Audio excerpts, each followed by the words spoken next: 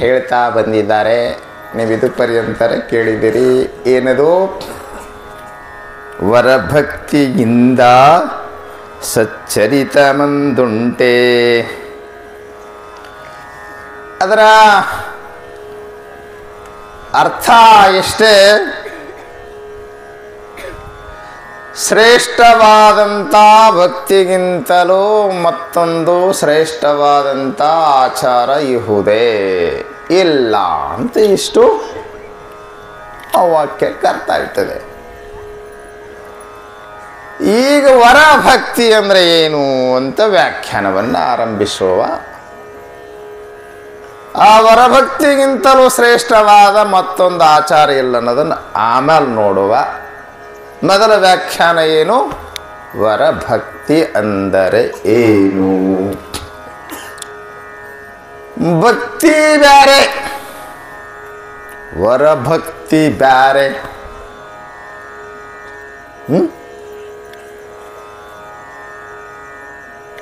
ಭಕ್ತಿ ಅಷ್ಟ ಹೇಳಿಲ್ಲ, ಭಕ್ತಿಗೆ ಒಂದು ಏನು ಸೇರಿಸಾರ? ವರ. ವರ ಅಂದ್ರೆ ನಿಮ್ಮ ವರ ಅಲ್ಲ ಮತ್ತೆ.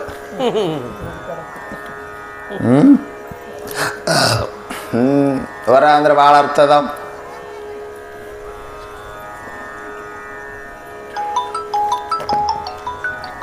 ತಿಮ್ಮ ತಪಸ್ಸು ಮಾಡಿದಂತ, ದೇವರು ಪ್ರತ್ಯಕ್ಷ ಅಂದಂತ,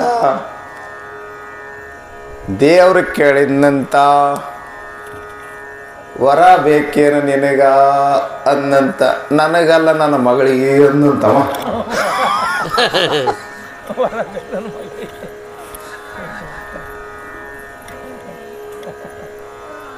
ವರ ಅಂದ್ರೆ ಗೊತ್ತದ ನಿಮಗೆ. ವರ ಅಂದ್ರೆ ಇನ್ನೊಂದ್ರೆ ದೇವ್ರು ಕೊಡುವಂತ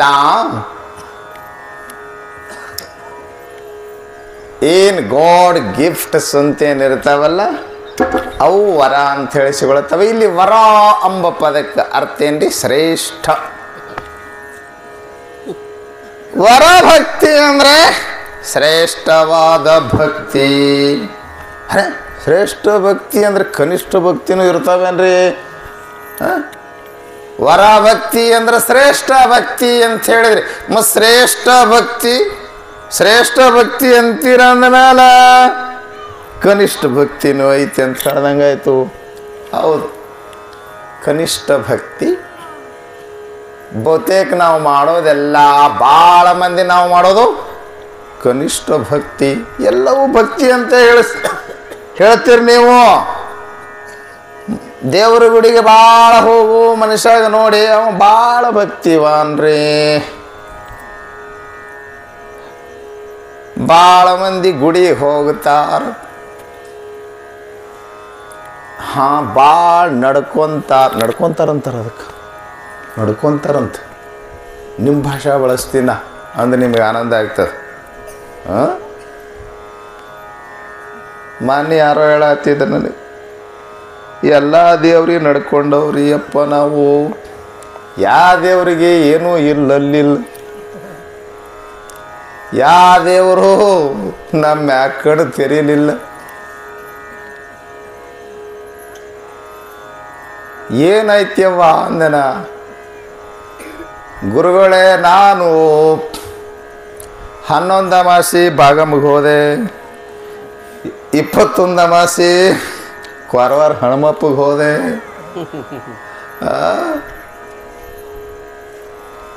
ಯಾವ ದೇವ್ರಿಗೆ ಹೋದ್ರೂ ಏನು ಕೆಲಸ ಆಗಲಿಲ್ಲರಿ ಅಪ್ಪ ಅಂದ್ಲು. ಏನು ಕೆಲಸ ಮಾಡಿಕೊಡ್ಬೇಕಾಗಿತ್ತು ಅವರು ಅಂತ ಕೇಳಿದೆ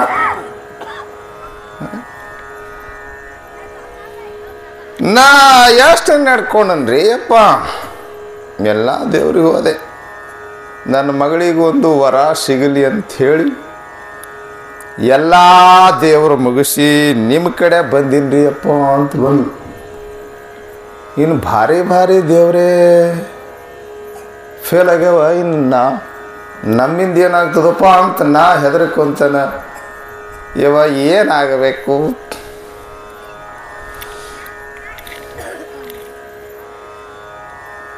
ಏನಿಲ್ರಿ ಅಪ್ಪ, ನನ್ನ ಮಗಳಿಗೆ ಒಂದು ವರ ಬರುವಂಗೆ ಮಾಡ್ರಿ ಅಂದ್ಲು.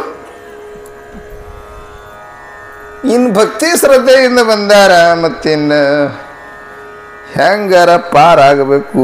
ಏನು ಅವ್ರ ಭಕ್ತಿ ಶ್ರದ್ಧಾ ಫಲ ಕೊಟ್ಟಿತ್ತು ಅಂತ ತಿಳ್ಕೊಂಡು ನಾ ಏನು ಹೇಳಿದೆ, ಒಂದಿಷ್ಟು ಪ್ಲ್ಯಾನ್ ಹಾಕಿ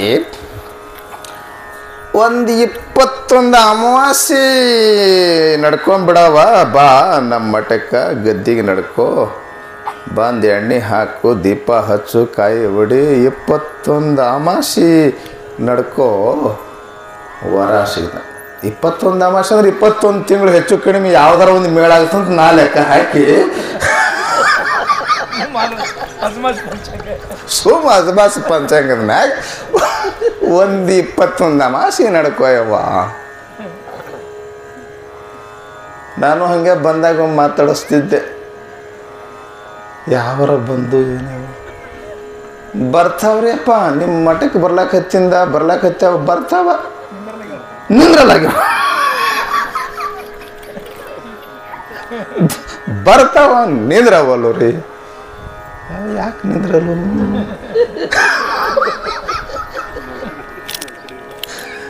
ನನಗೆ ಚಿಂತೆ ಇತ್ತು, ಯಾಕೆ ನಿಂದ್ರವಲ್ಲು? ಹೌದೇ ಮುಗಿಲಾಕ ಬಂತು ನನಗೆ.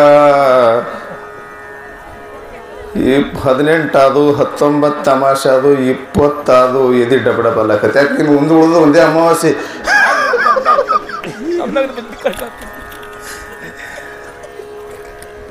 ನಾವು ಫೇಲ್ ಆಗ್ತೀವಲ್ಲ ಅಂತ ಹೇಳಿ 21ನೇ ಅಮಾವಾಸ್ಯೆಗೆ ಬಂದ್ಲು. ಏನಾರ ವ್ಯವಸ್ಥೆ ಆಗ್ಯದೇನು ಅಂತ ನಾ ಅನ್ಕೊಳಿದ್ರೆ ಆಕಿನ ಮುಖ ನೋಡಿದ್ರೆ ಗೊತ್ತಾಯ್ತು. ಯಾಕೆ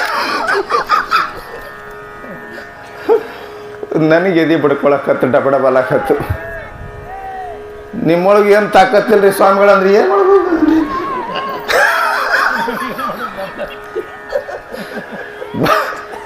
ನಮಸ್ಕಾರ ಮಾಡಿಲ್ಲು. ಎಲ್ಲರ ಹೊಂದಾಣಿಕೆ ಆಯ್ತೇನ್ರಿ ಯವ್ವ ಅಂತ ಕೇಳಿದೆ. ಆಗ್ಲಿಲ್ರಿ ಸ್ವಾಮಿಗಳ. ಯಾಕ್ರಿ? ಬರ್ತಾವ್ರಿ, ನೋಡ್ತಾವ್ರಿ, ಉಪ್ಪಿಟ್ಟು ತಿಂತಾವ, ಹೋಗಿ ಹೇಳ್ತೀವಂತವ, ಅದು ಆ ಕಡೆ ಹೋಗ್ತಾವ, ಯಾವ ನಿಂದ್ರವಲ್ಲು ರೀ ಅಂದ್ಲು. ನಾ ಅಂದೆ, ಮುಂದೆ ಅಮಾವಾಸ್ಯೆಗೆ ನಿಮ್ಮ ಮಗಳನ್ನಿಟ್ಟು ಕರ್ಕೊಂಬರ್ರಿ ನೋಡೋಣ ಅಂತ ನಾ ಅಂದೆ. ಕರ್ಕೊಂಡು ಬಂದ್ಲು. ಅವು ಯಾಕೆ ನಿಂದಿರ್ತಾವ್ರಿ? ನೋಡಿದ್ರೆ ಓಡಿ ಹೋಗ್ಬೇಕು.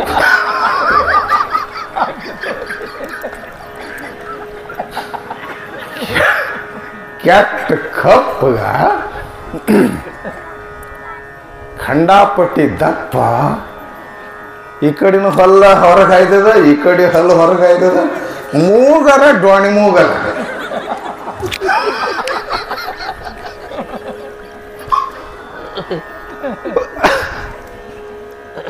ಅವು ಯಾಕೆ ನಿಂದಿರ್ತಾವ್ರಿ? ನೋಡಿದ ಕೂಡ ಓಡಿ ಹೋಗ್ತಿದ್ವು. ಕೊನೆಗೆ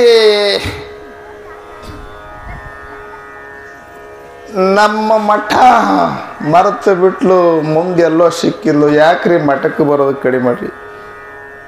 ಈ ಬಂದು ಏನು ಮಾಡ್ಬೇಕ್ರಿ ನಿಮ್ಮ ಮಠಕ್ಕೆ? ಅಲ್ಲ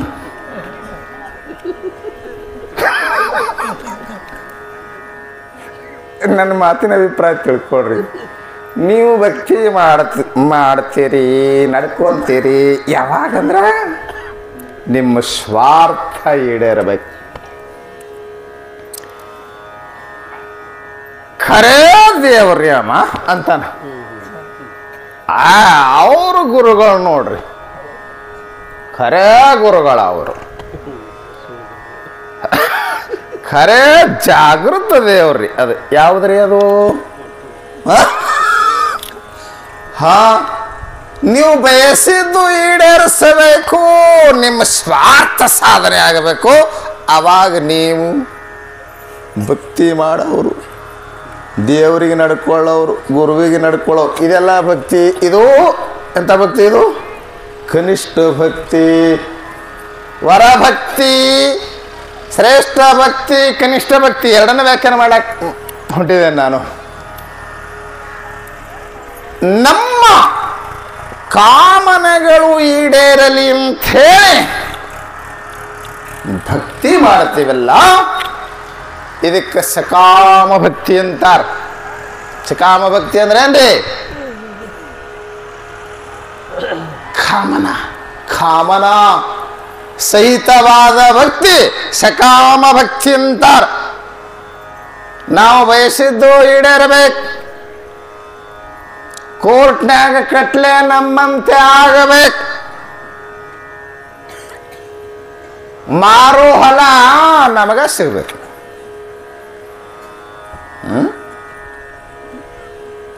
ಮಗಳಿಗೆ ನೌಕರಿ ಗಂಡ ಸಿಗಬೇಕು, ಮಗನಿಗೆ ಮಾತು ಕೇಳುವ ಮಡದಿ ಸೊಸಿ ಸಿಗಬೇಕು, ಸೇವಾ ಮಾಡುವ ಸೊಸಿ ಸಿಗಬೇಕು. ಅನಂತ ಕಾಮನೆಗಳು, ಒಂದ ಎರಡ ಯಾಕ್ರಿ? ಹೊಲ 70 ಚೀಲ ಬೆಳಿಬೇಕು, 10 ಎಕರೆ ಹೊಲ 70 ಚೀಲ ಬೆಳಿಬೇಕು, 100 ಚೀಲ ಬೆಳಿಬೇಕು. ಭಕ್ತಿ ಮಾಡವ್ರು ನಾವು. ಯಾವನೋ ಬೆಡ್ಕೊಂಡ ದೇವ್ರಿಗೆ ಸಿದ್ಧಾರ್ಡು ಬೆಡ್ಕೊಂಡ, 4 ಮಂದಿಯಾಗ ಬಿಡ್ಕೊಂಡಿದ್ದಾವ. ಗುಡಿ ಕಮಿಟಿ ಮಂದಿ ಮುಂದೆ ಬಿಡ್ಕೊಂಡಿದ್ದಂತವ. ಹೇ ಸಿದ್ಧಾರೂಢ, ನಮ್ಮ ಹೊಲ 100 ಚೀಲ ಜ್ವಾಳ ಆದ್ರೆ 10 ಚೀಲ ನಿನ್ನ ಮಠ ಕಳಿಸ್ತೀನಿ ಅಂತ ಬಿಡ್ಕೊಂಡಂತಾವ. ಹೌದು, 30-40 ಚೀಲ ಆಲಾರ್ದ ಹೊಲ 90 ಚೀಲ ಬೆಳೆ. ಮಠದ ಮಂದೆಲ್ಲ ರಾಶಿ ಆದ ಮ್ಯಾಲ ಮನೆಗೆ ರಾಶಿ ತಂದು ಹಚ್ಚಿದ ಮ್ಯಾಲ ಇದು ಮಠದ ಮಂದಿ ಹೋಯ್ತಪ್ಪ ಇದೆಲ್ಲ. ಸೌಕಾರ ನಮ್ಮ ಮಠಕ್ಕೆ 10 ಚೀಲ, 100 ಚೀಲ ಆದ್ರೆ 10 ಚೀಲ ದಾನ ಮಾಡ್ತೀವಿ ಅಂತ ಬಿಡ್ಕೊಂಡಿರಿ. ಒಂದು 10 ಕಡಿಮೆ ಆಗ 90 ಎವರೇಜ್ ಪ್ರಕಾರ 9 ಕೊಡ್ಬೇಕಿಲ್ರಿ? ಈಗ ಎವರೇಜ್ ಪ್ರಕಾರ 9 ಆಗ್ತಾವ್ರಿ. ಏನ್ರಿ ಬರೋಬ್ಬರಿ 100 ಆಗಿದ್ರೆ ಏಟಾಗ್ತಿದ್ದು 10 ಆಗ್ತಿದ್ದು. ಈಗ ಒಂದು 10 ಕಡಿಮೆ ಆಗ್ಯಾವ ಅಂದ ಮೇಲೆ ಈಗ ಎವರೇಜ್ ಪ್ರಕಾರ 9 ಚೀಲಾರ ಕೊಡ್ರಿ ಅಂತ ಇವ್ರ ಮನಸ್ಸಿನಾಗ ಪಕ್ಕ ಗಟ್ಟಿ ಮಾಡ್ಕೊಂಡಿದ್ರು. 9 ಚೀಲ ಅಂತೂ ಮತ್ತೆ ಕೊಟ್ಟೆ ಕೊಡ್ತಾನೆ ಮಾತಿನ ಪ್ರಕಾರ ಅಂತ ಇವ್ರ ಲೆಕ್ಕ ಹಾಕಿ ಹೊಸ ಮಂದಿ ಹೋದ್ರು. ಜಿಪುಣ ಸಾವುಕಾರ ಅಂದಂತ ನಿಮ್ಮ ಸಿದ್ಧಾರೂಢ ಭಾಳ ಗರಿಕೆ ಅದಂತ. ಹ್ಯಾಂಗ್ರಿ ಅವತ್ತನ್ನ 10 ಚೀಲ ಮುರ್ಕೊಂಡನ 90 ಚೀಲ ಕೊಟ್ಟಾನವ. ನಿನಗೆ ಕೊಡ್ಲಿ ನಾ ಮತ್ತಂದಂತವ 10 ಚೀಲ ಮುರ್ಕೊಡೆ ಕೊಟ್ಟಾನ. ಇದೆಲ್ಲ ಏನಿದು? ಕನಿಷ್ಠ ಭಕ್ತಿ. ಭಕ್ತಿಗೆ ವ್ಯಾಖ್ಯಾನವನ್ನು ಮಾಡ್ತಾ ನಾರದರು ಹೇಳಿದರು, ವರಭಕ್ತಿ ಯಾವುದು? ವರಭಕ್ತಿ ಅಂದರೆ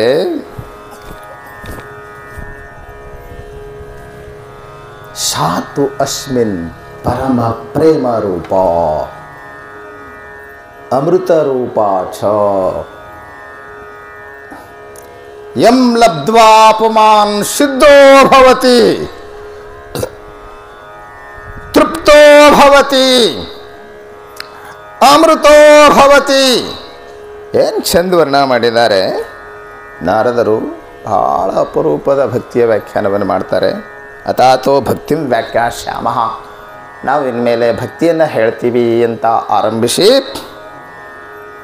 ಭಕ್ತಿ ಅಂದರೆ ಪ್ರೀತಿ ಏನಲ್ಲ. ಭಕ್ತಿ ಅಂದ್ರೆ ಉದ್ಬತ್ತಿ ಬೆಳಗೋದಲ್ಲ, ಭಕ್ತಿ ಅಂದ್ರೆ ಎಡೆ ಹಿಡಿಯೋದಲ್ಲ, ಭಕ್ತಿ ಅಂದ್ರೆ ದೀಢ ನಮಸ್ಕಾರ ಹಾಕೋದಲ್ಲ. ಭಕ್ತಿ ಅಂದರೆ ಏನು? ಭಕ್ತಿ ಅಂದ್ರ ಪ್ರೇಮ ರೂಪ. ಏನಂದ್ರು? ಭಕ್ತಿ ಅಂದರೆ ಅದು ಪ್ರೇಮ.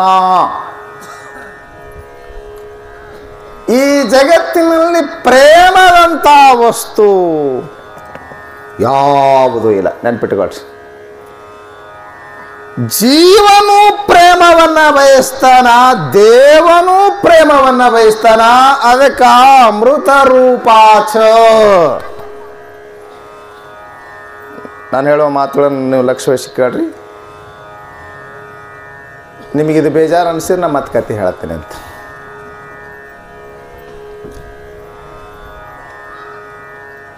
ಭಕ್ತಿ ಅಂದ್ರೆ ಪ್ರೇಮ ರೂಪ. ನಾ ಹೇಳೋ ಮಾತಲ್ಲ ಇದು, ನಾರದರು ಹೇಳ್ತಾರೆ. ನಾರದರು ಏನು ಹೇಳ್ತಾರೆ?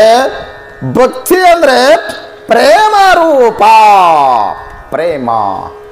ಆದರೆ ಪರಮ ಪ್ರೇಮ ಅಂದರು. ಈ ಪರಮ ಪ್ರೇಮಕ್ಕೂ ಸಾಮಾನ್ಯ ಪ್ರೇಮಕ್ಕೂ ಏನು ವ್ಯತ್ಯಾಸ? ಅದನ್ನು ಸ್ವಲ್ಪ ನಾವು ಇವಾಗ ಚಿಂತನೆ ಮಾಡುವ. ಪ್ರೀತಿ ಅಂತ ವಸ್ತು ಜಗತ್ತಿನೊಳಗ ಇನ್ಯಾವುದೂ ಅಲ್ಲ. ಪ್ರೀತಿ ಜೀವನದ ಸಾರವಾಗಿದೆ. ಪ್ರೀತಿ ಪರಮ ಶಾಂತಿದಾಯಿನಿಯಾಗಿದೆ.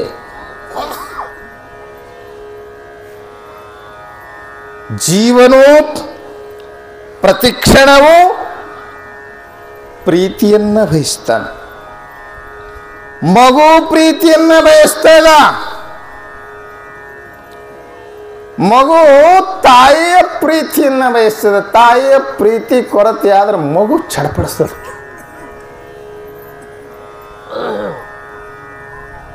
ಸ್ವಲ್ಪ ಆ ತಾಯಿಯ ಪ್ರೀತಿಯಲ್ಲಿ ಸ್ವಲ್ಪ ವ್ಯತ್ಯಾಸ ಕಾಣುತ್ತಂದ್ರೆ ಮಗು ಚಡಪಡಿಸ್ತದ, ಹಠ ಮಾಡುತ್ತದೆ.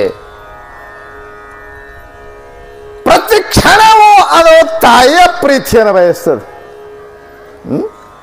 ಮಗು ತಾಯಿಯ ಪ್ರೀತಿಯನ್ನು ಬಯಸಿದ್ರೆ ತಾಯಿನೂ ಅಷ್ಟೇ ಮಗುವಿನ ಪ್ರೀತಿಯನ್ನು ಬಯಸ್ತಾಳೆ. ಎಂಥ ಪ್ರೀತಿ ಮಗುವಿನ ಮ್ಯಾಗ! ಮಗು ಕಾನ್ವೆಂಟ್ ಸ್ಕೂಲ್ಗೆ ಹೋಗ್ತದೆ. ಸ್ಕೂಲು ಮುಗಿಸಿ ಸ್ಕೂಲ್ ಬಸ್ಸಿನಲ್ಲಿ ಸರಿಯಾಗಿ 5 ಗಂಟೆಗೆ ಮಗು ಮನೆಗೆ ಬರ್ತದೆ. ಹಾದಿ ಕಾಯ್ಕೊಂತ ಕುಂತಿರ್ತಾಳಮ್ಮ. ಅಷ್ಟು ಪ್ರೀತಿ ಆ ಮಗುವಿನ ಮೇಲೆ. ಅದು 5 ಗಂಟೆಗೆ ಬರುವಂಥ ಮಗು ಒಂದು ಅರ್ಧ ತಾಸು ಲೇಟ್ ಆದರೆ ಎಷ್ಟು ಚಡಪಡಿಸ್ತಾಳ ತಾಯಿ. ನನ್ನ ಮಾತಿನ ಕಡೆ ಲಕ್ಷ್ಯ ಕೊಟ್ರಿ. ಎಷ್ಟು ಚಡಪಡಿಸ್ತಾಳ ತಾಯಿ. ಒಂದೊಂದು ಕ್ಷಣ ಅವಳ ಪಾಲಿಗೆ ಒಂದೊಂದು ಯುಗ. ಮಗ ಬರಲಿಲ್ಲ, ಮಗ ಬರಲಿಲ್ಲ, ಮಗ ಬರಲಿಲ್ಲ. ಹೊರಗೆ ಬರ್ತಾಳ, ಬಸ್ಸಿನ ಹಾದಿ ನೋಡ್ತಾಳೆ. 10 ಸಲ ಫೋನ್ ಮಾಡುತ್ತಾಳೆ ಸ್ಕೂಲ್ನವರಿಗೆ. ಇದು ನಾವು ಅನುಭವಿಸುವಂಥದ್ದು. ಯಾಕಂದ್ರೆ ನಮ್ಮಲ್ಲಿ ಭಾಳಷ್ಟು ಮಕ್ಕಳು ಓದ್ತಾರೆ. ಸುಮಾರು 1600 ಮಕ್ಕಳು, 1600ಗಿಂತಲೂ ಹೆಚ್ಚಿಗೆ ಮಕ್ಕಳು ಓದ್ತಾವೆ. ಅವತ್ತ ಬಸ್ಸು ಪಂಕ್ಚರ್ ಆಗಿರ್ತದೆ, ಡ್ರೈವರ್ ಬರೆದು ತಡ ಆಗಿರ್ತದೆ. ಏನೋ ಕಾರಣದಿಂದ ಮೀಟಿಂಗ್ ಇರ್ತದೆ, ಏನೋ ಕಾರಣದಿಂದ ಸ್ವಲ್ಪ ತಡ ಆಗಿರ್ತದೆ. ಅರ್ಧ ತಾಸಿನೊಳಗೆ ಒಂದೊಂದು ಮನೆಯಿಂದ 10 ಸಲ ಫೋನ್ ಬಂದಿರ್ತಾವೆ. ಅಷ್ಟು ಚಡಪಡಿಕೆ ತಾಯಿಯ ಪ್ರೀತಿ ಮಗುವಿನ ಮೇಲೆ. ಮಗುವಿನ ಪ್ರೀತಿ ತಾಯಿ ಬಯಸ್ತಾಳೆ, ತಾಯಿಯ ಪ್ರೀತಿ ಮಗು ಬಯಸ್ತದೆ. ಮುಂದ ಹಾಗೆ ದ್ವಾಡದಾಯಿತು ಅಂದ್ರೆ ತಾಯಿ ಮ್ಯಾಗಿನ ಪ್ರೀತಿ ಕಡಿಮೆ ಆಗ್ತದೆ ನೋಡ್ರಿ. ಇವ ದೊಡ್ಡವಾದ ಅಂದ್ರೆ ಅವಾಗ ಪ್ರೀತಿ ಪಲ್ಲಟವಾಗ್ತದೆ. ಎಲ್ಲಿ ಪಲ್ಲಟವಾಗ್ತದೆ ನಿಮಗೆ ಗೊತ್ತದ. ಜರ ದ್ವಾಡದಾಯ್ತಂದ್ರ ತಾಯಿ ಮ್ಯಾಗಿನ ಪ್ರೀತಿ ಆಟದ ಸಾಮಾನುಗಳ ಮೇಲೆ ಬರ್ತದೆ. ಗೊಂಬೆ ಹಿಡ್ಕೊಂಡು ಆಡ್ತದೆ. ಆಟಕೀಯ ವಸ್ತುಗಳು ಬಹಳ ಅಪ್ಯಾಯಮಾನದಕ್ಕೆ. ಸರ್ವ ಸಂಪತ್ತು ಅಂದ್ರೆ ಮಗುವಿಗೆ ಅದರ ಜೀವನದ ಆಸ್ತಿ ಅಂದ್ರೆ ಯಾವುದ್ರಿ? ಆಟಕೀಯ ವಸ್ತುಗಳು, ಹೌದಲ್ರಿ? ನಾವೆಲ್ಲ ಒಂದಿಷ್ಟು ಬಗರಿಗಾಗಿ ಗೋಲಿಗಾಗಿ ಜಗಳಾಡಿ ತಲೆ ಒಡ್ಕೊಂಡು ತೂತು ಬಿದ್ದಾವ. ನೀವು ಅಡಿಲ್ಲ ಜಗಳ? ಎಲ್ಲರೂ ಜಗಳದವ್ರು ಅದಿರಿ. ಎದ್ರ ಸಲುವಾಗಿ? ಚಿಣಿ, ದಾಂಡ, ಬುಗುರಿ, ಆಪ್, ಗೊಂಬೆ ಇವಕ್ರ ಸಲುವಾಗಿ ಜಗಾಡಿಲ್ಲ. ಈಗ ಇವು ಹಾದು ಇನ್ನು ಈ ಮಕ್ಕಳಿಗೆ ಅರ್ಥ ಆಗಿಲ್ಲ. ಇವಕ್ಕೆ ಚಿಣಿದಾಂಡ ಗೊತ್ತಿಲ್ಲ, ಬುಗುರಿ ಗೊತ್ತಿಲ್ಲ, ಗೋಲಿ ಗೊತ್ತಿಲ್ಲ. ಇವಕ್ಕೆ ಗೊತ್ತಿರೋದು ಒಂದೇ ಮೊಬೈಲ್. ಮೊಬೈಲ್ ಬಂದಿದ್ರೆ ಸಾಕು ನೋಡ್ರಿ. ನೀವು ಅದು ಮೈ ಅಂತ ಅಂದ್ಕೊಂಡೇ ಕೈಯಾಗ ಒಂದು ಇಟ್ಬಿಡ್ತೀರಿ ಇದನ್ನು. ಮೊಬೈಲ್ ಮ್ಯಾಗ ಎಷ್ಟು ಪ್ರೀತಿ ಈಗಿನ ಮಕ್ಕಳು ಅಂದ್ರೆ ಜಗತ್ತೇ ಮರ್ತು ಬಿಡ್ತಾವ ನೋಡ್ರಿ. ಮಮ್ಮಿ ಮೊಬೈಲ್ ಕೊಟ್ಲ ಅಂದ್ರೆ ಮಮ್ಮಿ ಆಕಿನ ಪರ್ವೇನೇ ಇಲ್ಲ. ಪ್ರೀತಿ ಪಲ್ಲಾಟ ಆಯ್ತು. ಎದ್ರ ಮ್ಯಾಗ ಬಂತ್ರಿ? ಎದ್ರ ಮ್ಯಾಗ ಬಂತು ಪ್ರೀತಿ? ಆಟಿಕೆಯ ವಸ್ತು ಮೇಲೆ ಬಂತು, ಗೊಂಬೆ ಮ್ಯಾಗ ಬಂತು. ಗೊಂಬೆ ಹಿಡ್ಕೊಂಡು ತಿರುಗಾಡ್ತದ. ಇನ್ನೊಂದು ಸ್ವಲ್ಪ ದ್ವಾಡದಾಯ್ತಂದ್ರೆ ಈ ಗೊಂಬೆ ಹಿಡ್ಕೊಂಡಿರ್ತದ್ರಿ, ಅವಾಗ ಗೊಂಬೆ ಅಂತಕ್ಕಿನ ಹಿಡ್ಕೊತದ. ಎಲ್ಲ ಸಂಪೂರ್ಣ ಇವನ ಪ್ರೀತಿ ಆ ಕಡೆ ಹರಿತದ. ಅವು ಆದ್ಲೆ ಆ ಕಡೆ ಹೋದವ ಎಲ್ಲ ನೀನೇ ಅಂತ. ಎಲ್ಲ ನೀನೆ. ಅಲ್ಲರ ಪ್ರೀತಿ ಕಾಯಂ ಉಳಿತದಂತೀರೇನ? ಎಷ್ಟು ದಿನ ರೀ? ಎಷ್ಟು ದಿನ? ಭಾಳ ದಿನ ಅಲ್ಲೇನು ಉಳಿಯಂಗಿಲ್ಲ. ಮದುವೆ ಆದ 4 ವರ್ಷದ ಮ್ಯಾಗ ಹೆಣ್ತಿ ಕೇಳಿಲ್ಲ ಅಂತ ರೀ. ಇವತ್ತು ಪೇಪರ್ದಾಗ ಒಂದು ಚಂದ ಮಾತು ಬಂದಿತ್ತು ರೀ ಅಲ್ಲಂತ. ಏನು ಬರೆದಿದ್ರು ಅಂತ ಗಾಂಡಿ ಕೇಳಿದಂತ. ಸ್ವರ್ಗದಾಗ ಗಂಡ ಹೆಣ್ತಿನ ಬ್ಯಾರೆ ಬ್ಯಾರೆ ಇಟ್ಟಿರ್ತಾರಂತ್ರಿ ಅಂದ್ಲಂತ. ಅವ ಅನ್ನಂತ ಅದಕ್ಕೆ ಸ್ವರ್ಗ ಅಂತಾರ ಅನ್ನಂತ. ನಿಮಗೆ ತಿಳಿದಿದ್ದು ಮಾತಿದು.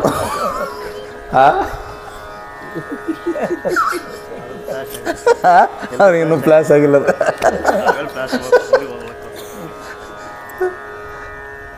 ಕೂಡಿದ್ರೆ ಇವ್ ನರಕನೇ ಇರ್ತದ.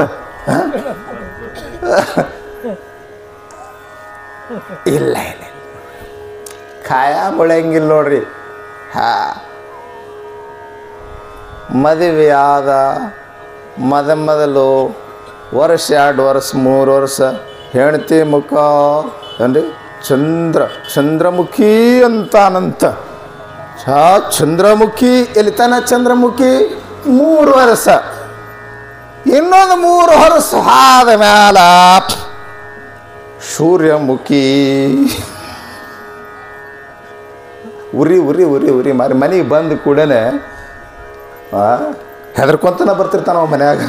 ಉರ್ಕೊಂತನ ಕುಂತಿರ್ತಾಳೆ ಉರಿ ಮಾರಿ ಮಾಡ್ಕೊಂಡು. ಅದಕ್ಕೆ ಸೂರ್ಯಮುಖಿ. ಮತ್ತೊಂದು 3 ವರ್ಷ ಆದ ಮ್ಯಾಲ ಜ್ವಾಲಾಮುಖಿ ಅಂತೀಗ. ಸುಮ್ಮನೆ ತಮಾಷೆ ಮಾಡ್ಲಕತ್ತೀನಿ ನಿಮಗೆ. ಒಂದು ಮಾತು ನೆನಪಿಟ್ಟುಕೊಳ್ರಿ. ಪ್ರಾಪಂಚಿಕ ವಸ್ತುಗಳ ಮ್ಯಾಗಿನ ಪ್ರೇಮ ಯಾವುದೂ ಸ್ಥಾಯಿ ಅಲ್ಲ.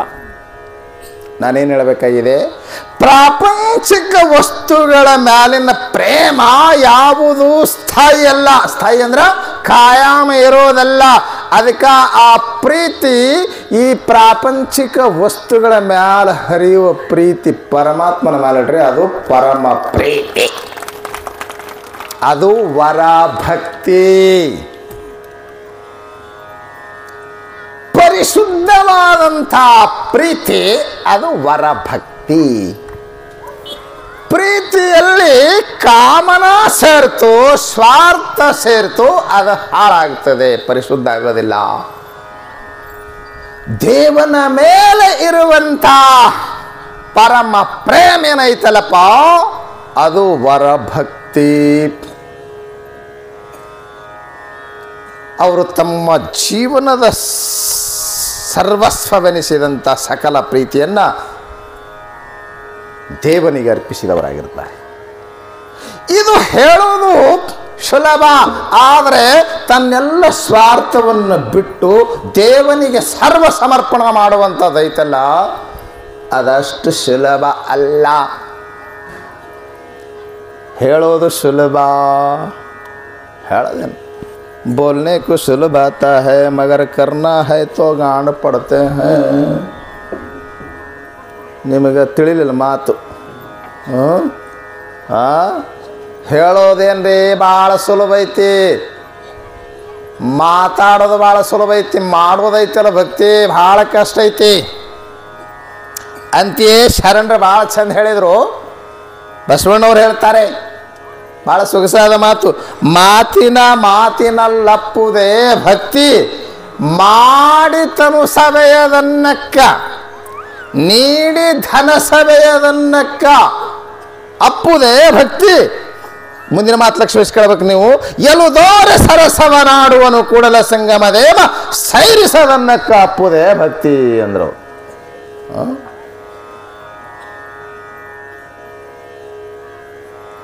ಈ ಕಡೆ ಲಕ್ಷ ಕೊಡ್ರಿ.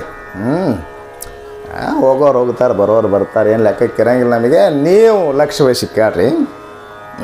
ಏನಂದ್ರೆ ಎಲುದೋರೆ, ಟೈಮ್ ಹೆಚ್ಚಿಗಾದ್ರೆ ಅಲ್ಲ, ಎಲುದೋರೆ ಅಂದ್ರವರು. ಎಲುದೋರೆ ಸೈರಿಸದನ್ನಕ್ಕ ಅಪ್ಪುದೇ ಭಕ್ತಿ, ಮಾತಿನಲ್ಲಪ್ಪುದೇ ಭಕ್ತಿ. ಮಾತಿನ ಭಕ್ತಿ ಮಾಡೋರೆ ಭಾಳ ಇರ್ತಾರೆ. ಮಾತಿನ ಭಕ್ತಿ ಅಂದ್ರೆ ಮಾತಿನ ಪ್ರೇಮ ಎದಕ್ಕೆ ಬರ್ತದೆ? ನಮಗೆ ಅಂತಿರ್ತಾರೇನಂತ. ನಮ್ಮೂರಿಗೆ ಬಂದ್ರೆ ನಮ್ಮ ಮನೆಗೆ ಬರ್ರಿ, ನಮ್ಮ ಓಣಿ ಕಡೆ ಬಂದ್ರೆ ನಮ್ಮ ಮನೆ ಕಡೆ ಬರ್ರಿ, ಈ ಕಡೆ ಹಾಯ್ದ್ರಿ ಅಂತ ನಮ್ಮ ಮನೆಗೆ ಯಾಕೆ ಹಾಯ್ಲಿಲ್ಲ ನೀವು? ನಮ್ಮೂರಿಗೆ ಬಂದಿದ್ರಂತ ನಮ್ಮ ಮನೆಗಿಟ್ಟು ಹಾಯ್ಬೇಕಿಲ್ರಿ ಅಂತಂದವ. ನಾ ಹಾಯ್ದ್ರೆ ತಲೆ ಬಳಿತದಂತ ಹಾಯ್ದಿಲ್ಲಪ್ಪ ಅಂದನ. ಇವೆಲ್ಲ ಏನ್ರಿದು? ಮಾತಿನ ಭಕ್ತಿ. ಮಾತಿನ ಭಕ್ತಿ ಮಣಮಣ ಮಾಡೋರು ಅದಾರ, ಬರೇ ಒಣವಣ. ಏನು ಮಾಡಮ್ಮ? ಮಾತಿನ ಭಕ್ತಿ ತಗೊಂಡು. ಮಾತಿನ ಭಕ್ತಿ ದೇವ್ರು ಒಲಿತಾನ, ಗುರುಗಳು ಒಲಿತಾರ ನೋಡ್ರಿ. ಲಕ್ಷ್ಯ ಕೊಡ್ರಿ. ಎಲುದೋರೆ ಹೆಂಗೆ ಕಾಡಿನ ಬರ್ತಾನಂತ, ನೀನು ಏನು ಹೊರಗೆ ಬೀಳಬೇಕು ಹಂಗ ದೇವ್ರ ಕಾಡಿದ್ರು ದೇವ್ರ ಪಾದ ಬಿಡಲಿಲ್ಲ, ಗುರುಗಳ ಪಾದ ಬಿಡಲಿಲ್ಲ, ಅವಾಗ ನೀ ಕರೇ ಭಕ್ತ ಅಂದ್ರೆ ಅವರು. ಫಲ ಬೆಳಿಲಿಲ್ಲ ಅಂತಂದ್ರೆ ದೇವ್ರಿಗೆ ಚಟಿಗೆ ಮುರಿಯೋದು, ಮಠದ ಹಾದಿಗೆ ಮುಳ್ಳು ಹಚ್ಚೋದು,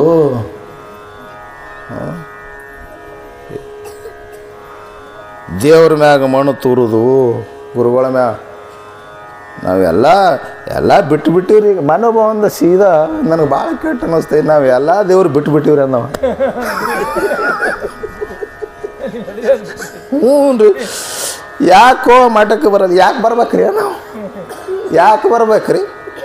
ಎಲ್ಲ ದೇವ್ರು ಸತ್ತಾವ, ಎಲ್ಲ ಗುರುಗಳು ಸತ್ತಾರ, ನಾ ಬದುಕಿದೀನಿ ಅಂದನ.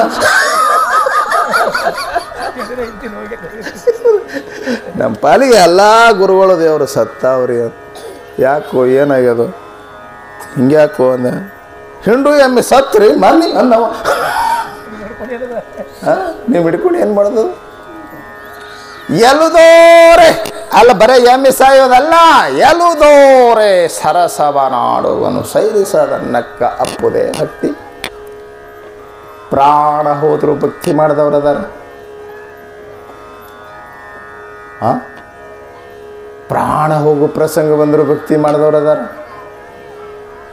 ನಾನು ಉದಾಹರಣೆ ಹೇಳ್ತೀನಿ ನಿಮಗೆ ವ್ಯಾಖ್ಯಾನ ಸಾಕ ಸ್ವಲ್ಪ ಕತೆ ಹೇಳ್ಬೇಕಾತ ಒಂದಿಷ್ಟು. ಕಲಬುರಗಿ ಶರಣಬಸಪ್ಪನವರು ನಾಡಿಗೆಲ್ಲ ಪರಿಚಿತರಾದಂಥ ಶರಣಶ್ರೇಷ್ಠರು. ಎಂಥ ಪರಿಶುದ್ಧ ಭಕ್ತಿಯನ್ನು ಮಾಡ್ತಾ ಬಸವ ಭಕ್ತಿಯನ್ನು ಉಸಿರಾಗಿ ಬದುಕಿದಂಥ, ದಾಸೋಹ ಉಸಿರಾಗಿ ಬದುಕಿದಂಥ, ಸಹಜವಾಗಿ ಅವರ ಜೀವನದಲ್ಲಿ ಪವಾಡಗಳು ನಡೆದು ಅದಕ್ಕೆ ನಾವು ಅವರಿಗೆ ಪವಾಡ ಪುರುಷ ಅಂತ ಕರೀತೀವಿ. ಶರಣ ಬಸವೇಶ್ವರನಿಗೆ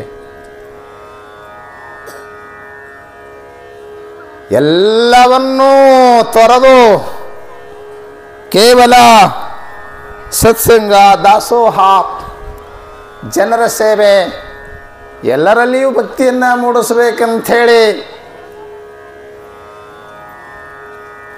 ಅಪೂರ್ವ ಶರಣಬಸಪ್ಪನವರು ನಾಡೆಲ್ಲ ಸಂಚಾರ ಮಾಡ್ತಾ ಮಾಡ್ತಾ ಕಲ್ಯಾಣದ ಕಡೆಗೆ ಹೊಂಟಿದ್ರು ಶರಣಬಸಪ್ಪನವರು. ಎಲ್ಲಿ ಹೋದ್ರು ಶರಣಬಸಪ್ಪನವ್ರಿಗೆ ಹಾಗೆ ಇರುಬಿ ಇದ್ದಲ್ಲಿ ಸಕ್ಕರೆ ಮುಕ್ಕದಂಗೆ, ಬೆಲ್ಲ ಇದ್ದಲ್ಲಿ ನೊಣ ಬಂದು ಸೇರದಂಗೆ, ಅವ್ರು ಅಷ್ಟು ಸಿಹಿ ಆಗಿದ್ರು, ಬೆಲ್ಲ ಆಗಿದ್ರು, ಸಕ್ಕರೆ ಆಗಿದ್ರು. ಅವ್ರ ಹತ್ರ ಹೋದ್ರೆ ಜನರಿಗೆ ಮನಸ್ಸಿಗೆ ಶಾಂತಿ ಸಿಗುತ್ತಿತ್ತು, ಬದುಕಿಗೆ ಶಾಂತಿ ಸಿಗುತ್ತಿತ್ತು, ಬದುಕಿನ ಸಮಸ್ಯೆಗಳಿಗೆ ಸಮಾಧಾನ ಸಿಗುತ್ತಿತ್ತು. ಅವರ ಮಾತು ಕೇಳೋದು ಅಂದರೆ, ಅವರ ದಾಸೋಹದಲ್ಲಿ ಪ್ರಸಾದ ಸೇವಿಸೋದು ಅಂದರೆ ಜನರಿಗೆ ಆನಂದವೇ ಆನಂದ. ಅವರ ಸಮೀಪಕ್ಕೆ ಹೋದರೆ ಹೊಟ್ಟಿನೂ ತಣ್ಣಗಾಗ್ತಿತ್ತು, ನೆತ್ತಿನೂ ತಣ್ಣಗಾಗ್ತಿತ್ತು. ಮಹಾತ್ಮರ ಹತ್ರ ಯಾಕೆ ಹೋಗ್ತದೆ ಜನ?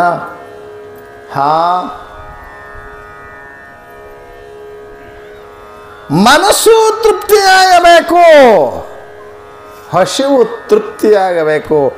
ಹಸಿವಿಗೆ ಅನ್ನದಾಸೋಹ ಮಾಡ್ತಿದ್ರು. ಅವರ ಆತ್ಮತೃಪ್ತಿಗೆ ಅರಿವಿನ ದಾಸೋಹವನ್ನು ಮಾಡ್ತಿದ್ರು. ನನ್ನ ಮಾತು ಲಕ್ಷ ಕೇಳ್ತೀರಿ? ಅನ್ನ ದಾಸೋಹ, ಅರಿವಿನ ದಾಸೋಹ, ಜ್ಞಾನ ದಾಸೋಹ, ಬಾನ ದಾಸೋಹ. ಜನ ಭಾಳ ಜನ, ಯಾವ ಊರಿಗೆ ಹೋದರೂ ಜನ ಸೇರ್ತಿದ್ರು.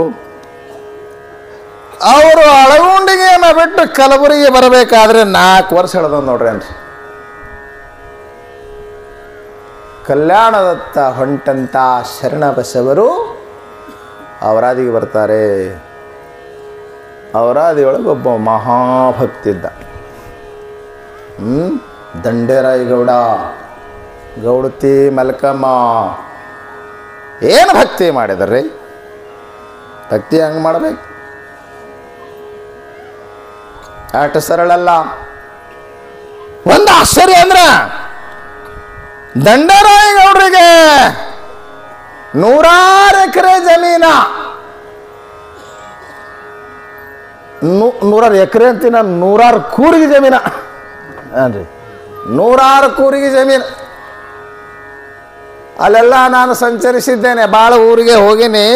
ಒಳ್ಳೆ ಜಮೀನ, ಬರೇ ಹತ್ತಿ ಜೋಳ, ಆಗಿನ ಕಾಲದಾಗ ಜೋಳ ಹತ್ತಿ ಬೆಳೆಯುವಂಥ 100 ಕೂರಿಗೆ ಜಮೀನು. ದಂಡೇರಾಯ ಗೌಡ್ರ ಮನೆ ಅರಮನೆ ಇದ್ದಂಗಿತ್ತು. ಶ್ರೀಮಂತಗೌಡ, ಶ್ರೀಮಂತರಿಗೆ ಸೊಕ್ಕ ಭಾಳ ಇರ್ತದೆ. ಭಾಳ ಮಂದಿ, ಕೆಲವರು ಇಂಥವ್ರು ಎಲ್ಲೋ ಒಬ್ಬರಿಬ್ಬರು ಶ್ರೀಮಂತಿಕೆ ಇದ್ರೂ ಗುರುಭಕ್ತಿ ಹರಭಕ್ತಿ ಉಳ್ಳವ್ರು ಎಲ್ಲೋ ಒಬ್ರು ಇರ್ತಾರೆ ನೋಡ್ರಿ. ಭಾಳ ಶ್ರೀಮಂತಿಕೆ ಐತಿ, ಆ ಮನ್ಯಾಗ ಶಿವಭಕ್ತಿ ಇಲ್ಲ ಅಂದ್ರೆ ಬಸವಣ್ಣವರು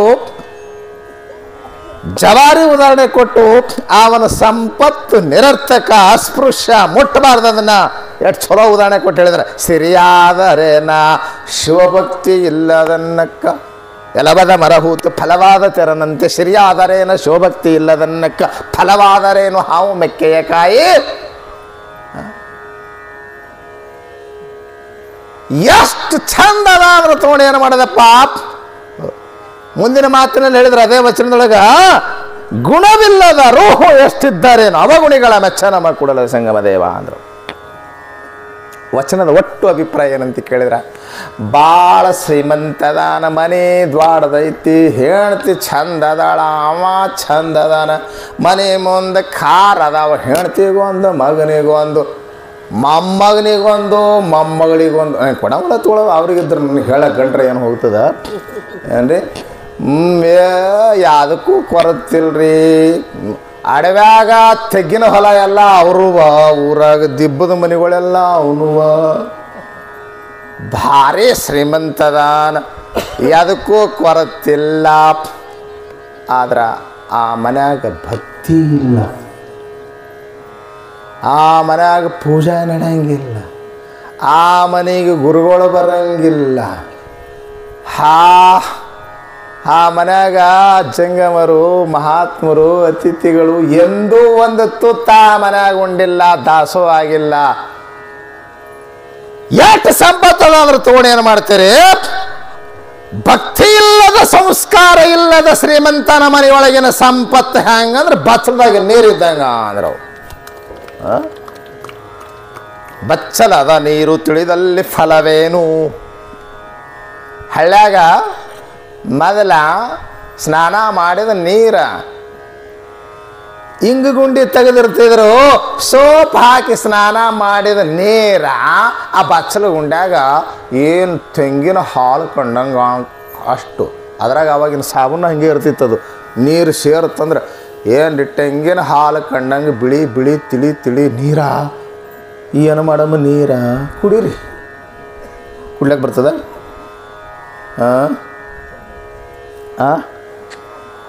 ಮೈ ತೊಗೊಳಕ್ಕೆ ಬರ್ತದ? ಅದನ್ನು ಮುಟ್ಟಂಗಿಲ್ಲ ನೀವು. ಅದು ಹ್ಯಾಂಗ ಅಸ್ಪೃಶ್ಯ ಅದ, ಮುಟ್ಟಲಿಕ್ಕೆ ಅಯೋಗ್ಯ ಅದ. ಭಕ್ತಿ ಇಲ್ಲದ, ಸಂಸ್ಕಾರ ಇಲ್ಲದ ಶ್ರೀಮಂತನ ಮನೆಯೊಳಗೆ ಎಷ್ಟು ಸಂಪತ್ತದ ಅಂದ್ರೆ ಅದು ಬಚ್ಚಲದ ನೀರಿದ್ದಂಗ ಅಂದ್ರು. ಫಲವಾದರೇನ ಹಾವು ಮೆಕ್ಕೆಯ ಕಾಯಿ. ಏಟು ಹೊರಗೆ ನೋಡಿದ್ರೆ ಚಂದ ಕಾಣುತ್ತೆ, ಒಳಗೆ ಸಂಸ್ಕಾರನೇ ಇಲ್ಲ ಅಂತಂದ್ರೆ ಅವನ ಮನೆ, ಅವನ ಸಂಸಾರ, ಅವನ ಪ್ರಪಂಚ ಭಾಳ ಚಂದ ಕಾಣ್ತದ. ಆದ್ರೆ ಸಂಸ್ಕಾರ ಇಲ್ಲ, ಶಿವಭಕ್ತಿ ಸಂಸ್ಕಾರ ಇಲ್ಲ ಅಂದ್ರೆ ಅವನ ಸಂಸಾರ, ಅವನ ಪ್ರಪಂಚ ಎಲ್ಲನೂ ಹಾವು ಮೆಕ್ಕೆಕಾಯಿ ಇದ್ದಂಗೆ ಅಂದ್ರೆ. ಅವ್ರು ಹಾವು ಮೆಕ್ಕೆಕಾಯಿ ಅಂದ್ರೆ ಭಾಳ ಡಿಸೈನ್ ಇರ್ತದೆ, ಭಾಳ ಚಂದ ಇರ್ತದೆ. ಕೆಟ್ಟ ಕೈ ಇರ್ತದೆ ಅದು. ನೋಡ್ರಿ ಅಲ್ಲಿ ನೀವು, ನಾನು ನೋಡೀನಿ, ಇಟ್ಟು ದಪ್ಪ ಆಗ್ತದೆ ಅದು. ಡಿಸೈನ್ ಎಷ್ಟು ಚಂದ ಇರ್ತದೆ, ಕೆಟ್ಟ ಕೈ ಇರ್ತದೆ. ಹಾಂಗೆ ಕೈ ಸಾಹುಕಾರಗಳು ಇರ್ತಾವೆ ಒಂದಿಷ್ಟು. ಎಟ್ಟಿದ್ರೆ ಅವು ಕೈ ಇವನ್ನ ನೀವು ಮಾಡೋದೆಲ್ಲ ಅವ್ರಿಗೆ ಆಗೇ ಬರಂಗಿಲ್ಲ ನೋಡ್ರಿ. ನೀವು ಉದ್ಯೋಗ ಇಲ್ಲದವ್ರಂತ, ನಾವು ಉದ್ಯೋಗ ಇಲ್ಲದವು ಅಂತ ಬೈತಾರ. ಈ ಊರಾಗ ಯಾರೂ ಇಲ್ಲ. ನಾ ಕೇಳಿ ದೊಡ್ಡ ದೊಡ್ಡ ಊರಿಗೆ ಹೋಗಿರ್ತೀವಿ, ದೊಡ್ಡ ದೊಡ್ಡ ಸಾಹುಕಾರಗಳು ಇರ್ತಾರೆ. ಅವ್ರ ಮನೆ ಮುಂದೆ ನಮ್ಮನ್ನು ಕರ್ಕೊಂಡು ಇವ್ರು ಭಜನೆ ಮಾಡ್ಕೊತ ಹೊಂಟಿರ್ತಾರೆ. ಅವ್ರು ಕೆಟ್ಟಗಳನ್ನೇ ನೋಡ್ತಿರ್ತಾವೆ. ನಾವು ಕೊಟ್ಟಿಲ್ಲ ತೊಗೊಂಡ್ರಿ ಅವ್ರು ನಮ್ಮನ್ನು. ಅವು ಹಿಂಗೆ ನೋಡಕ್ಕೆ ಹತ್ತಿದಾರಂದ್ರೆ ಹಾವು ಮೆಕ್ಕೆಕಾಯಿ ಅನ್ಕೊಂತ ಹೋಗ್ತಿರ್ತೀನಿ ನಮ್ಮ ಮನಸ್ಸಿನಾಗ. ಹಾವು ಮೆಕ್ಕೆಕಾಯಿ ನಮ್ಮನ್ನ ಅಂದ್ರೆ ಶಾರಂಗಿಲ್ಲ ಅವ್ರು ಅಷ್ಟೇ. ನಿಮ್ಮನ್ನ ಅಂದ್ರೂ ಶಾರಂಗಿಲ್ಲ ಅವ್ರು. ಸತ್ಸಂಗಕ್ಕೆ ಬರಲಿ ಏನು ವರ್ಷ ಮಾಡೋದಾನಪ್ಪ. ಏನು ಹೇಳ್ತಾರ ಬಂದಾಗ ಒಮ್ಮೆ ಬರ ಇದನ್ನೇ ಹೇಳ್ತಾರೆ, ಚಲೋ ಇರ್ರಿ, ದಾನ ಮಾಡ್ರಿ, ಬೆಳೆದದ್ದೆಲ್ಲ ನಮಗೆ ತಂದು ಕೊಡ್ರಿ, ಬರೀ ಇದನ್ನೇ ಹೇಳ್ತಾರ. ಬೈತಾರ. ಏನು ಮಾಡ್ತೀವಿ ಬೇಡ, ನನಗೆ ದಂಡರಾಯಗೌಡನ ಕತೆ ಹೇಳೋದೈತಿ. ಶ್ರೀಮಂತರಾಗಿದ್ರು, ಸ್ವಕ್ಕಿರಲಿಲ್ಲ, ದಿಮಾಕಿರಲಿಲ್ಲ. ರೊಕ್ಕ ಬಂದವರಿಗೆ ಸ್ವಕ್ಕ ಸಹಜ ಬರ್ತದೆ. ಆದರೆ ಗೌಡ ಭಾಳ ಭಕ್ತಿ ಸಂಪನ್ನನಾಗಿದ್ದ. ಆದ್ದರಿಂದ 3 ವರ್ಷ ದಂಡರಾಯಗೌಡನ ಮನ್ಯಾಗ ಉಳಿದಾರ ಶರಣಬಸಪ್ಪನವ್ರು. ಯಾವ ಭಕ್ತಿಯನ್ನು ಕೊರತೆ ಮಾಡಲಿಲ್ಲ ನೋಡ್ರಿ.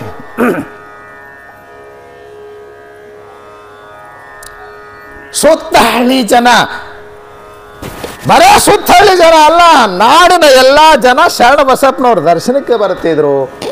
ಅವ್ರ ಮಾತು ಕೇಳಕ್ಕೆ ಬರ್ತಿದ್ರು, ಅವರ ಅನುಭವ ಕೇಳಕ್ಕೆ ಬರ್ತಿದ್ರು. ಅವರ ದಾಸೋಹದಲ್ಲಿ ಹೊಟ್ಟೆ ಹಸಿವ ತೃಪ್ತಿಯಾಗಲಿಕ್ಕೆ ದಾಸೋಹ, ನಿತ್ಯ ಹಸಿವು ತೃಪ್ತಿಯಾಗಲಿಕ್ಕೆ ಜ್ಞಾನ ದಾಸೋಹ. ಅವ್ರು ನೋಡ್ತಾ ಕುಂತ್ರೇ ಒಂದು ಆನಂದ. ಹಾಗಾಗಿ ದಿನಾ 16,000 ಮಂದಿ ಜನ ಬರ್ತಿತ್ತು. ಬಂದವರಿಗೆಲ್ಲ ದಂಡರಾಯಗೌಡ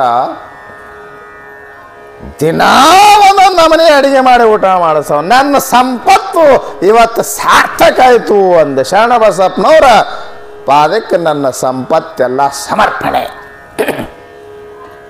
ಗೌಡತಿ ಮಲ್ಕಮ್ಮನು ಅಷ್ಟೇ ಭಕ್ತಿ ಸಂಪನ್ನಳು. ಅವನು ಭಕ್ತಿ ನಿಷ್ಠೆ ಪರೀಕ್ಷೆ ಮಾಡ್ಬೇಕಂತ ಹೇಳಿ ಆ ವರ್ಷ ಮಳೆಗಾಲ ಆರಂಭ ಏನು ರೋಣಿ ಹೂಡಿ ಮಳೆಗಾಲ ಶುರು ಆಯಿತು. 4 ತಿಂಗಳ ಮಳೆಗಾಲ ಅಂತಾರಲ್ಲ, 3 ತಿಂಗಳ ಆ ವರ್ಷ ಒಂದು ಕ್ಷಣನೂ ನಿಲ್ಲದಂಗ ದಿನದ 24 ಗಂಟೆ ತಿಂಗಳದ 30 ದಿನ ಬಿಡದೇ ಮಳೆ ಸುರಿತದ ನೋಡ್ರಿ. ಅಂಥ ಮಳೆಯಲ್ಲಿನೂ ಶರಣರ ಸತ್ಸಂಗವನ್ನು ಬಯಸಿ ಜನ ದಿನಾ ಬರ್ತಿತ್ತು. ಜನ ಬರ್ತಿತ್ತು. ದಿನಾ ದಾಸೋಹ ಮಾಡಿದರು.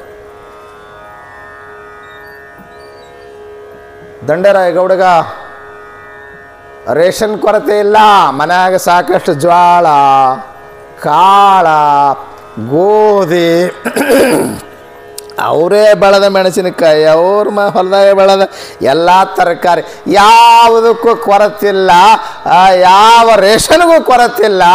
ಅವ್ರಿಗೆ ಕಾಡಿದ್ದೇನಪ್ಪ ಅಂತ ಕೇಳಿದ್ರೆ ಅಡುಗೆ ಮಾಡ್ಲಿಕ್ಕೆ ಕಟ್ಟಿಗೆ ಸಮಸ್ಯೆ ಆಯ್ತದ ನೋಡ್ರಿ.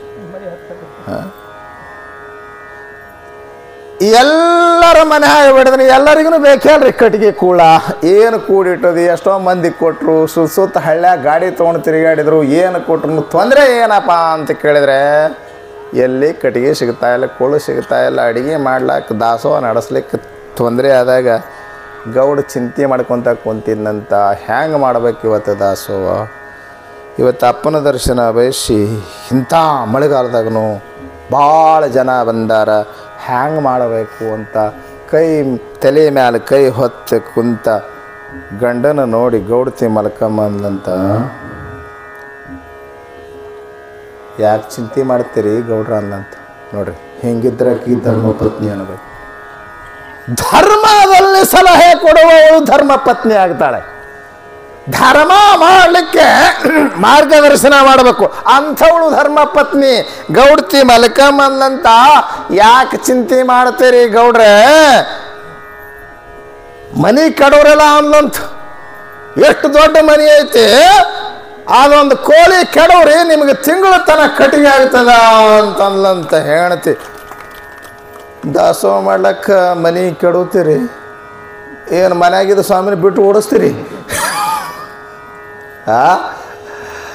ಮಲ್ಕಮ್ಮ ಗೌಡತಿ ಅದು ಅವ್ರದ್ದು ಶ್ರೀಗಂಧದ ಕಟ್ಟಿಗೆಯಿಂದ ಮನೆ ಹಾಕಿದ್ರಂತ. ಏನಂತಾರೆ ಅದಕ್ಕೆ, ಮನೆ ಇವು ಜಯಂತಿ ಚಿಲಿಕೆ ಅವು ಎಲ್ಲ, ತೊಲಿ ಅವೆಲ್ಲ ಏನ್ರಿ ಶ್ರೀಗಂಧದ ಕಿಮ್ಮತ್ತಿನ ಸಾಗೋನಿ, ಶ್ರೀಗಂಧದ ಕಟ್ಟಿಗೆ. ಎಷ್ಟು ಖುಷಿ ಆಯ್ತಂತೆ ಗೌಡ ಎದ್ದು ಕುಣಿದಾಡಿದಂತ. ಹೇಳ್ತಿರ್ಬೇಕು ನಿನಗ ಅನ್ನಂತವ, ನನಗಿದು ಹೊಳಿಲೇ ಇಲ್ಲ ನೋಡು. ಮನುಷ್ಯರು ಹೇಳಿದಂತೆ ಕೆಡವ್ರ ಮನೆ ಅಂದಂತ. ಹೌದು, ತಲೆ ಕಟ್ಟದನ್ರಿ ಗೌಡ್ರ ಅಂತ. ಮತ್ತು ಹೌದಲ್ರಿ, ಮತ್ತು ಏನು ನಿಮ್ಗೇನು ತಲೆಗಿಲಿ ಕೆಟ್ಟದನ್ರಿ ಮನೆ? ನನ್ನ ತಲೆ ಇವತ್ತು ಸುದ್ದಾಗ್ಯದು ಅಂದಂತ. ಅವ್ರಿಗೇನ್ರಿ ಅವ್ರಿಗೆ ಪಗಾರ ಸಿಗ್ತದೆ, ಕೆಡವಂದ್ರೆ ಕೆಡವ್ತೀವಿ ಅಂತಂದ್ರೆ ನಮಗೇನು ಮಾಡ್ತದೆ? ಮನೆ ಕೆಡವಿ ತಿಂಗಳ ತನ ದಾಸೋಹ ನಡೆಸಿದಂತ. ಮಳೆ ಬಂದಾಯ್ತು, ಮುಂದೆಲ್ಲ ಚಂದ ನಡೀತು. ಶರಣ ಬಸಪ್ಪನವ್ರು ಅಂದ್ರಂತ, ಗೌಡ ಹೌದನ್ಬೇಕು, ನಿನ್ನ ಭಕ್ತಿ ಇದು ವರ ಭಕ್ತಿ ನೋಡಪ್ಪ ಅಂದ್ರಂತ. ಇದು ವರ ಭಕ್ತಿ. ಶರಣ ಬಸಪ್ಪನವ್ರು ಹೇಳಿದ್ರಂತ, 1 ಮನೆ ಕೋಲಿ 1 ಕೆಡವಿ ಅಲ್ಲ 10 ಮನೆ ಕಟ್ತಿ ಹೋಗಂದ್ರಂತ. ಇದು ಕಡಿವಿದ್ದು ಮಾತ್ರ ಕೆಟ್ಟಬಾರ್ದು. ಇವತ್ತು ಅವರಾದ ಒಳಗೆ ಕಡಿವಿದ ಮನೆ ಹೆಂಗೆ ಐತೆ ಅಂತ ಹೇಳ್ತಾರಪ್ಪ. ಏನೋ ಹೋಗಿಲ್ಲ, ನಾನು ಹೋಗಿ ನೋಡ್ಕೊಂಬರ್ರಿ. ಬಸ್ಸಿನ ಖರ್ಚು ನಿಮ್ಮದು, ನಿಮಗೆ ಪುಕ್ಷಟೆ ಅಲ್ಲ, ಹೋಗಿ ಬರ್ರಿ. ಇಲ್ಲಿ ಪುಕ್ಷಟೆ ಇಲ್ಲಲ್ಲ ಇಲ್ಲಿ. ಅವು ಮುದುಕರಿಗೆ ಪುಕ್ಷಟೆ ಐತೆ ಅಂತಾರೆ, ಅವ್ರನ್ನ ಕಳಿಸಿರ್ಬೇಕಾರೆ. ಶರಣ ಬಸಪ್ಪನವ್ರು ಅಂದ್ರಂತ, ಅದು ದಾಸೋಹಕ್ಕಾಗಿ ಕಡಿವಿನ ಮನೆ ಹಂಗೆ ಇರಲಿ ಅಂತಂದಂತ. ಬರೀ ಒಂದು ಮನೆ ಅರ್ಪಣೆ ಮಾಡೋದಲ್ಲ, ತನು ಅರ್ಪಣೆ ಮಾಡೋದು, ಮನಸ್ಸನ್ನು ಅರ್ಪಣೆ ಮಾಡೋದು, ಸಕಲ ಸಮರ್ಪಣೆ ಮಾಡೋದು, ಅದು ವರಭಕ್ತಿ. ಸಾಮಾನ್ಯ ಭಕ್ತಿ ಅಂತ ನಾನು ಮೊದಲೇ ಹೇಳಿದ್ದೇನೆ. ಸಕಲ ಹೃದಯದ ಪರಮ ಪ್ರೇಮವು ಪರಮಾತ್ಮನಿಗೆ ಅರ್ಪಣ ಮಾಡಿದ್ರೆ ಅದು ಪರಮ ಶ್ರೇಷ್ಠ ಭಕ್ತಿ, ವರಭಕ್ತಿ. ಇಂಥ ಭಕ್ತಿ ಅದಕ್ಕಿಂತಲೂ ಇನ್ಯಾವ ಆಚಾರ ಐತಿ? ಭಾವ ಭಕ್ತಿ ಶ್ರೇಷ್ಠವೇ ವಿನ ಕ್ರಿಯೆ ಆಚಾರ ಬಹಳ ಮಹತ್ವದ್ದಲ್ಲ ಅಂತ ಶ್ರೀಮನ್ ನಿಜಗುಣಶಿಗಳು ಈ ವಾಕ್ಯದಿಂದ ಪ್ರತಿಪಾದನೆ ಮಾಡಿದ್ದಾರೆ ಅಂತ ಹೇಳ್ತಾ ನನ್ನ ಮಾತಿಗೆ ಮಗರ ಹರವು ತಸ್ಸು. ಧನ್ಯವಾದಗಳು ಪೂಜ್ಯರಿಗೆ. ಇನ್ನು ಮುಂದೆ ಮಹಾಮಂಗಲದೊಂದಿಗೆ ಇವತ್ತಿನ ಮೊದಲನೇ ದಿವಸದ ಪ್ರವಚನ ಕಾರ್ಯಕ್ರಮ ಮುಕ್ತಾಯ ಆಗ್ತದ. ಆಮೇಲೆ